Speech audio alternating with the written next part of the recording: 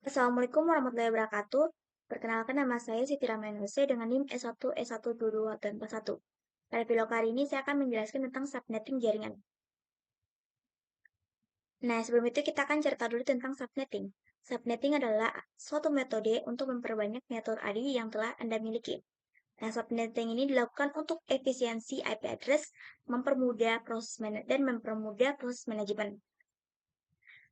Tujuan subnetting. Pada tujuan subnetting dalam jaringan komputer adalah untuk membagi alamat IP yang lebih besar menjadi subnet yang lebih kecil. Subnetting membantu mengoptimalkan penggunaan alamat IP dan memungkinkan pengelolaan jaringan yang lebih efisien.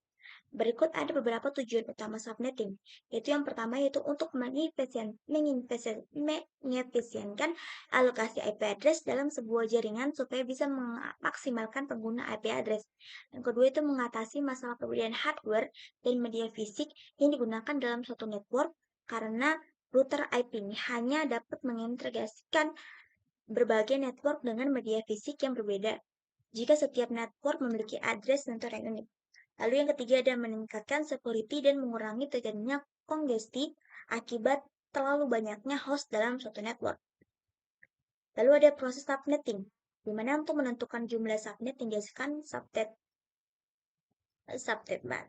Lalu ada menentukan jumlah host per subnet, lalu menentukan alamat broadcast untuk tiap subnet, lalu menentukan host-host yang valid untuk tiap subnet.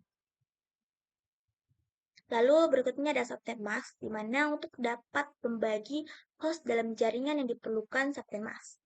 Di mana subnet mask adalah nomor alamat dari internal IP address yang membedakan antara IP address pada perangkat satu dan lainnya. Nah, subnet mask ini berfungsi untuk membedakan network ID dan host ID, dan juga sebagai penentu jumlah network ID dan host ID pada deretan kode binar.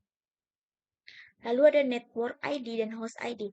Nah, di mana network ID ini ialah bagian dari IP address yang digunakan untuk menunjukkan jaringan tempat komputer ini berada.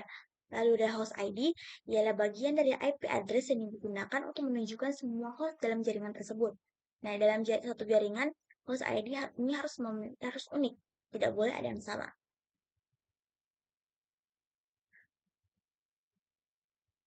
Baik, lanjut pada subnetting IP address, di mana proses metode subnetting ini dapat dilakukan pada IP address kelas A, B, dan C. Nah, IP address ini dibagi menjadi beberapa jenis, yakni private IP address dan public IP address. Di mana private IP address ini digunakan pada perangkat untuk jaringan berskala lokal, yaitu LAN. Maka dari itu, jenis IP address ini tidak dikenal pada jaringan internet global. Yang kedua ada public IP address, di mana bisa diakses dengan jaringan internet dan bisa dimiliki oleh semua perangkat. Range IP private diantaranya ada kelas A, kelas B, dan kelas C. Lanjut pada kelas IP address, di mana kelas IP address ini saya terdapat 3, yaitu ada IP address kelas A, kelas B, dan kelas C. Nah, jadi kalau untuk kelas IP address itu sebenarnya banyak, ada banyak kalau untuk subnetting kelas A, B, C itu ada banyak.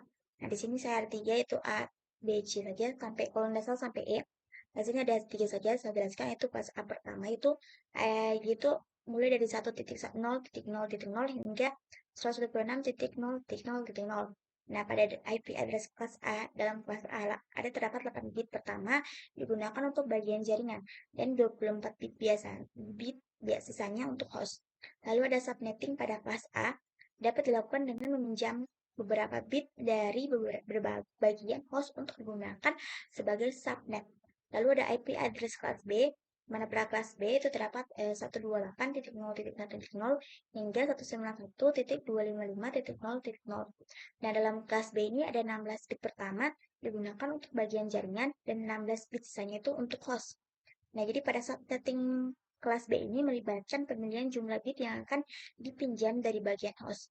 Lalu ada IP address kelas Z, di mana pada kelas Z ini dimulai dari 192.0.0.0 hingga 223.255.255.0. Jadi dalam kelas ini ada 24 bit pertama digunakan untuk bagian jaringan dan 8 bit sisanya untuk host.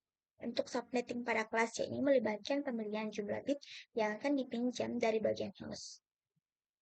Lalu untuk contoh kasusnya.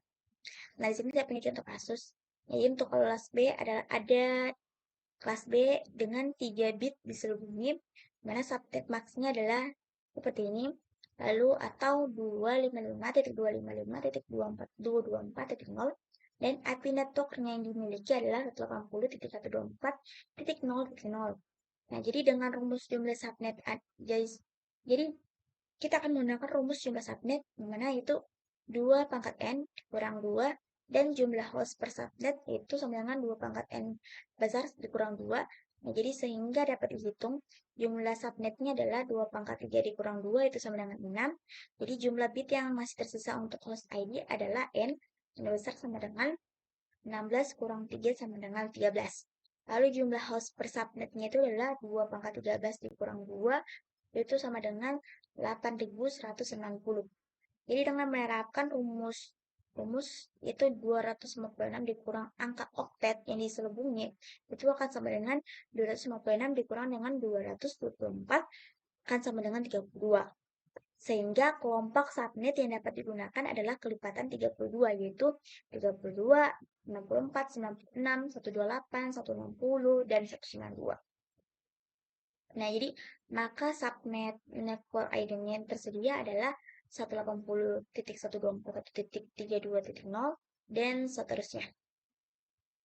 Jadi kita kan dengan ini kita bisa simpan bahwa dengan kelompok IP address yang dapat digunakan untuk host itu ada 180.124.32.1 itu sampai dengan 180.124.63.254. Jadi untuk IP address yang dapat digunakan untuk host itu selalu nanti akan berkaitan dengan 254, dan juga nanti untuk bagian yang kedua ini itu IP address-nya itu berbeda.